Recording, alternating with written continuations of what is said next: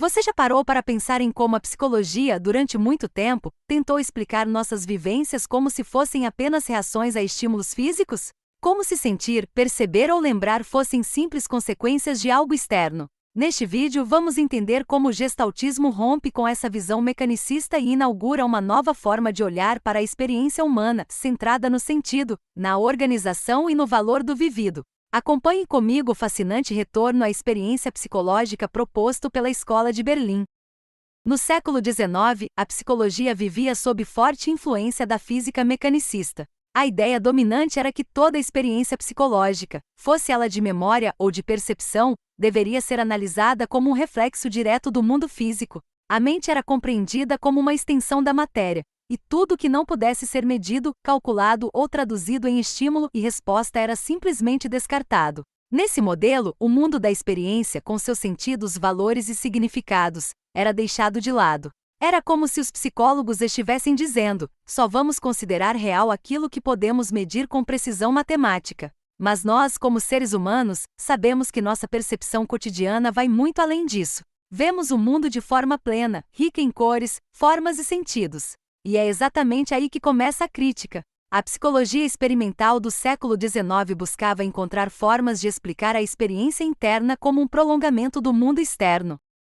Ou seja, se algo acontece na mente, deve ser porque algo físico o causou. Duas noções são fundamentais aqui: a sensação e a hipótese da constância. A sensação era vista como a base de toda a experiência psicológica, o primeiro passo entre o estímulo físico e a nossa vivência interna. Ela era considerada um evento físico e fisiológico, ao mesmo tempo. Algo que começa fora do corpo, como a luz, o som, o toque, e provoca uma mudança mensurável dentro do organismo. E é justamente nesse ponto que se estabelece a relação direta entre o mundo físico e a experiência. Mas existe um problema nessa forma de pensar. Ela reduz toda a experiência subjetiva à mera reação a estímulos externos. Como se o que sentimos e percebemos fosse apenas o eco de algo que nos acontece de fora para dentro. A hipótese da constância, por sua vez, afirmava que a qualidade da sensação se mantinha constante, mesmo com variações externas.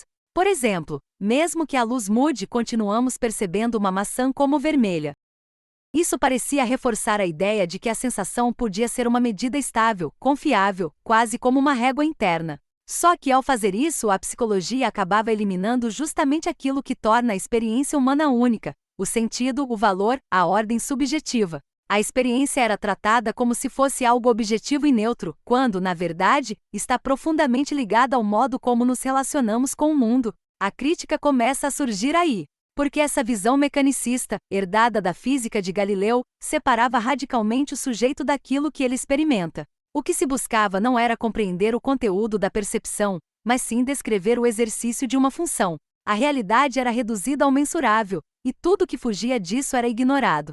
A partir do final do século XIX e início do século XX começa a surgir uma ruptura. Psicólogos como Franz Brentano propuseram uma distinção essencial entre ato e conteúdo da experiência.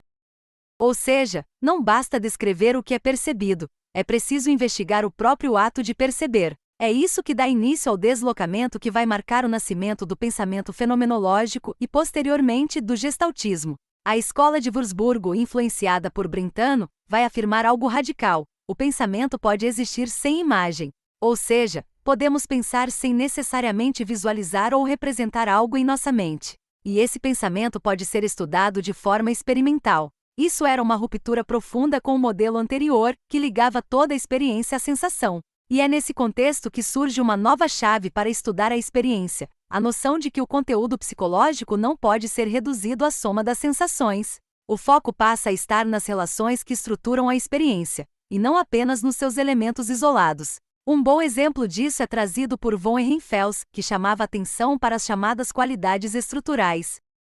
Ele usava exemplos musicais para explicar: podemos reconhecer uma melodia mesmo quando transposta para outro tom. Isso significa que a identidade da melodia não depende das notas individuais às sensações, mas da estrutura de relações entre elas. E essas relações não podem ser reduzidas à sensação pura e simples. Essa ideia marca um limite importante. Nem tudo o que percebemos está diretamente ligado a um dado sensível. Existem qualidades que só se revelam no conjunto, na forma como os elementos se organizam. Ehrenfels diz: Essas qualidades estruturais são sensíveis, mas não dependem de um estímulo físico específico. Elas existem per si, ou seja, por si mesmas, como propriedades da forma da experiência. A escola de Grace-Kohlmeinon vai além. Ela propõe que a experiência psicológica não pode ser compreendida apenas a partir de seus elementos sensoriais, mas sim pelas relações que surgem entre eles. Meinon distingue os objetos fundantes, os dados sensíveis, dos objetos fundados. Aquilo que se forma pelas relações entre os dados. E é nesse ponto que ele se opõe à ideia de que essas relações são apenas reflexos automáticos. Para ele, há um papel ativo do sujeito na construção da experiência. A escola de Grace afirma que perceber não é simplesmente reagir, é organizar, relacionar, integrar. A experiência é mais do que o que os sentidos captam, ela é aquilo que se constrói a partir deles. É nesse cenário, de críticas crescentes à noção de sensação e de abertura para novos modos de compreender a experiência, que o gestaltismo vai emergir com força no século XX. Como vimos, a crítica à noção de sensação e a hipótese da constância abriu espaço para novas formas de compreender a experiência psicológica.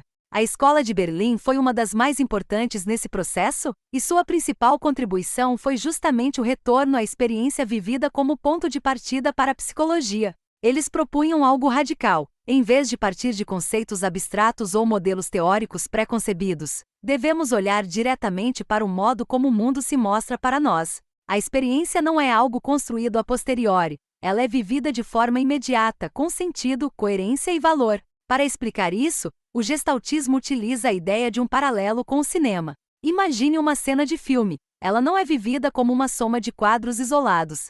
Existe uma continuidade, uma narrativa, um ritmo. O que é percebido ali é mais do que uma soma de partes. É um todo dotado de sentido.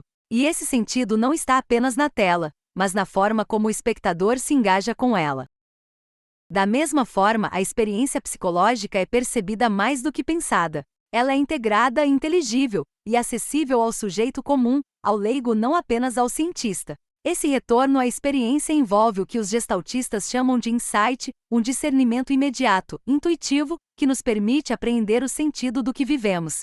Esse campo vivido é revelado diretamente ao sujeito e deve ser tomado como ponto de partida legítimo da ciência psicológica. Mas para que isso fosse levado a sério no campo científico, era preciso propor também um modelo que explicasse como isso tudo acontece no cérebro. E é aí que entra o isomorfismo psicofisiológico, um conceito fundamental da Escola de Berlim.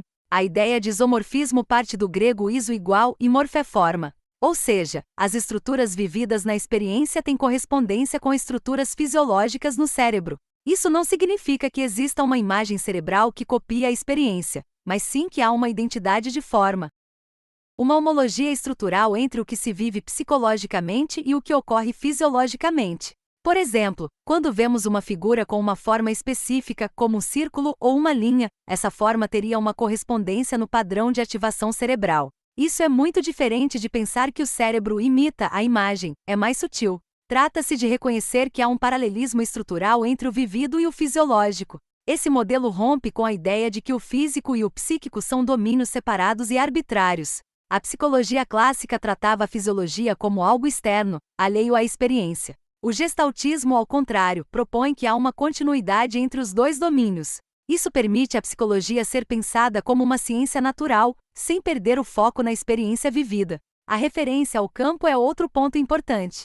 Inspirados na física de James Clerk Maxwell, os gestaltistas adotam a ideia de que os fenômenos psicológicos não se organizam em linhas retas ou sequências lineares, mas em campos de forças, onde a distribuição das tensões cria estruturas que se revelam na forma percebida. A percepção, então, não depende apenas dos estímulos externos, mas do campo total em que esses estímulos estão inseridos. Isso explica, por exemplo, por que percebemos uma figura como um todo organizado, mesmo que seus elementos estejam incompletos. É o que acontece com os famosos exemplos de fechamento visual. Nosso cérebro completa o que está faltando com base na estrutura geral do campo perceptivo. Esse modo de ver inaugura uma nova compreensão da psicologia como ciência, não como o estudo da sensação isolada, mas como o estudo das estruturas de sentido que emergem da experiência organizada. A Escola de Berlim propõe, então, uma integração entre o psicológico e o fisiológico, sem cair na armadilha de reduzir o mental ao físico.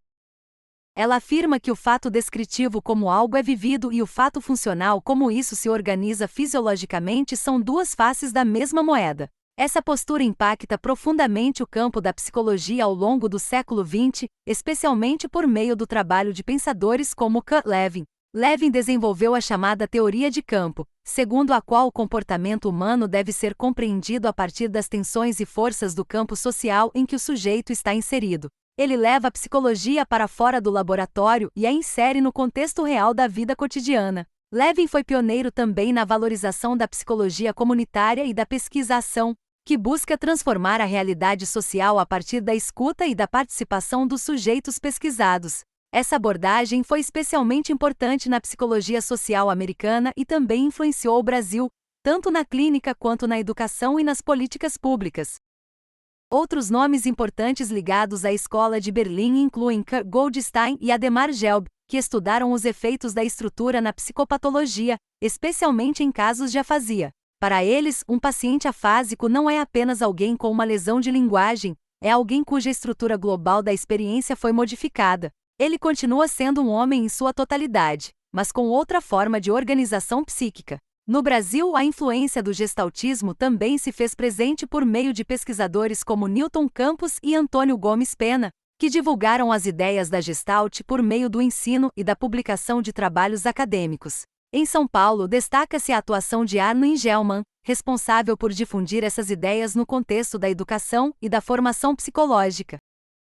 Como vimos, o gestaltismo não é apenas uma teoria sobre percepção. Ele é uma proposta profunda de reconexão entre ciência, experiência e sentido. Mais do que explicar o que sentimos, ele nos convida a olhar para como sentimos e o que isso diz sobre quem somos.